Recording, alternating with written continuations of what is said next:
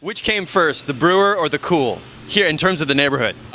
Or when you guys got here, did things just get that much cooler? It's very crushable. Can you please look at the camera and explain the idea of crushable? In my mind, it just refers to the ability, I guess, of those cans to empty very quickly. All right, so welcome back to the Happy Hour, guys, and welcome to the Woodbury, Hamden neighborhood of Baltimore. And we're about to visit Union Craft Brewing, which is a brand new brewery. It's been here since 2011. And actually behind me, we were just riding the Baltimore light rail up here. We ride the public transport to get up here. And we were told that this wonderful old mill, the Hooper & Sons mill, the Hooper Mill, this tower on the mill was actually the insignia on the London Fog raincoats. How cool is that? London Fog is not in London, it's in Baltimore. And they're canning today. So cool. They are canning two of their flagship beers here at Union Craft Brewing. BaltAlt, which is a German-style alt beer made with a Baltimore flair. They're also canning a really great pale ale that they're calling Duckpin Pale. What is Duckpin all about? Duckpin is the unofficial state sport of Maryland. Is that right? It is unofficial, and what it is, it's a different type of bowling. It's a smaller ball, smaller pins. You actually have 3 balls instead of 2 per frame. But it's just, it started, I don't know, 50s or 60s or however many years ago. Here in Baltimore, a bunch of the Oriole players started duckpin bowling, and it just stuck on. We're here with John Zarevitz, who's one of the founders here at Union Craft Brewing. John, tell us a little bit about how this all got started. We all had different careers, except for Kevin, who's been a pro brewer for 10 years. But we're very passionate about beer, so we set out to write a business plan. In doing so, realized that a little bit of home brewing experience wasn't really going to translate to the big leagues.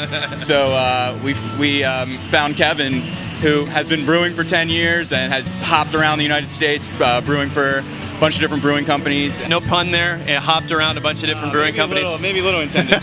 John and I are both doing a play at Center Stage right now that has to do with race. And you know what? There aren't a lot of black brewers out there. What's that like for you? Well, what's funny though is that the authoritative brewer in America that most people turn to for stuff is Garrett Oliver. Yeah. So there's Garrett Oliver, there's Mustafa, Michael Ferguson out in California for BJ's. So we're here, we're around, but there aren't, but there'll be more. I think as craft beer becomes more diverse. Yeah. Craft beer is, for the most part, is very colorblind, and that's a good thing, and it's also a bad thing. Nobody refers to Garrett Oliver as a black brewer. He's just Garrett Oliver, Exactly. But at the same point, there's not much advertising in craft beer. There's not much reach out. So it's all kind of word of mouth. And since the majority of the craft brewers and craft beer owners are white, there's not much reach out to other groups. So I think that's an advantage we have here. When I open my own brewery, we're going to reach out to different neighborhoods and to different populations. So that's something we tried to do. I want to congratulate you guys on your recent expansion. There's a lot more stainless steel on this road than there was last time I was here. You have a 70% increase in capacity. How exciting has this last year been for you guys? I'll start with you, Kevin. It's been great. To have our beer out in cans, people to be able to go to their local liquor store and pick up bottles, our cans, has been awesome.